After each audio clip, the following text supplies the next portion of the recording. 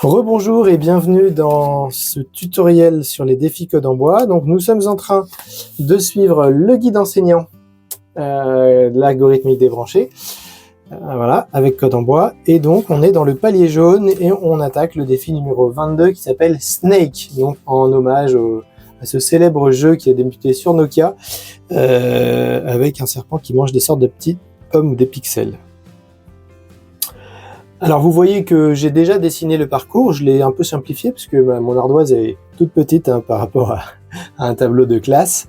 Et donc il n'y a que deux éléments sur le parcours, il y a notre robot ici et l'objectif, c'est-à-dire le trésor tout au bout de ce chemin. Alors ce qui est facile, c'est que c'est un chemin où on n'a pas le choix, c'est-à-dire on doit forcément suivre le chemin, il n'y a pas de bifurcation compliquée à prendre, de choix d'aller à gauche ou à droite. On sait que quand ça tourne à droite, a priori, il faut prendre à droite, quand ça tourne à gauche, il faut prendre à gauche. Hein, voilà, là c'est pas bien compliqué. Voilà, en 9 lignes. Alors, on y va. Donc vous voyez que j'ai volontairement laissé le programme du défi précédent, hein, qui était une spirale. Alors la différence justement, c'est que tout à l'heure, on avait une spirale. Donc on tournait de temps en temps, mais on tournait toujours dans la même direction.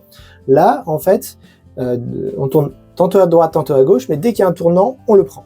Hein, voilà. Donc en fait, on va repartir de ce défi-là. Donc s'il y a un chemin à droite, comme tout à l'heure, hop, vous voyez ici un chemin à droite, on va tourner à droite. Par contre, s'il y a un chemin qui tourne à gauche, on va tourner à gauche. Donc, du coup, on va avoir intérêt à utiliser cette fois-ci notre sinon. Si je trouve mon capteur, voilà.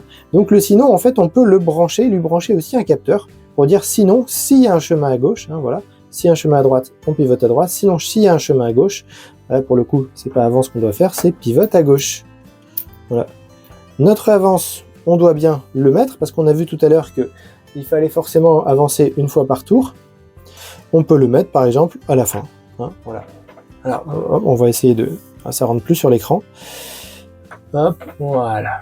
Donc n'oubliez pas, il y a un petit creuse à la fin. Voilà. On va faire comme ça pour que vous voyez. Donc on vérifie, tant qu'on n'a pas atteint le trésor, qu'est-ce qu'on fait pendant tout notre chemin? S'il y a un chemin à droite, on tourne à droite. Sinon, s'il y a un chemin à gauche, on tourne à gauche. Aucun des deux. Là, dans ce cas-là, aucune des deux conditions n'est vraie, n'est vérifiée. Les deux capteurs ne s'allument pas. Donc, en fait, on ne fait rien de tout ce qu'il y a dans le si. On va juste aller à la suite et s'intéresser au avance qui est tout seul. Donc, j'avance. Prochaine boucle, on recommence. Donc, c'est bon, hein, j'ai toujours pas de trésor. S'il y a un chemin à droite, je pivote à droite. Oui, et sinon, non.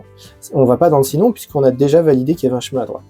Tac, on y va. Et ensuite, fin si, on avance. Et on continue notre logique, tac, tac, tac, tac, tac, tac, tac, tac, tac, tac, tac, tac, tac, tac, tac, tac, jusqu'ici, jusqu'à cette case-là, où on doit absolument vérifier si on a le droit de répéter ou pas. On n'a pas le droit puisqu'on détecte le trésor. Cette condition devient fausse. Hop, j'arrive ici, sur le creuse, et là, c'est bon, j'ai gagné. Voilà, donc vous avez vu, c'était pas si difficile. On a rajouté finalement le sinon, et on a aussi réussi à commencer à comprendre comment fonctionnaient ces fameuses briques jaunes. Hein. Les briques jaunes, il faut les prendre une par une, c'est-à-dire qu'on étudie d'abord le premier capteur qu'on a branché là, et alors on fait l'action s'il est activé, mais s'il n'est pas activé, on va aller voir s'il y a un autre capteur qui suit. Sinon, s'il y a un chemin à gauche, et puis aussi on peut avoir un sinon tout seul qui dit dans tous les autres cas, on ferait ça. On vous recommande d'ailleurs, avant de terminer, de faire aux élèves les petits quiz et les petites slides qu'on propose, parce qu'on a plein d'exemples assez parlants pour bien comprendre la mécanique des si et des sinon, hein, qui est pas forcément hyper simple. Donc voilà, allez voir nos slides sur le site de ressources, allez voir nos quiz.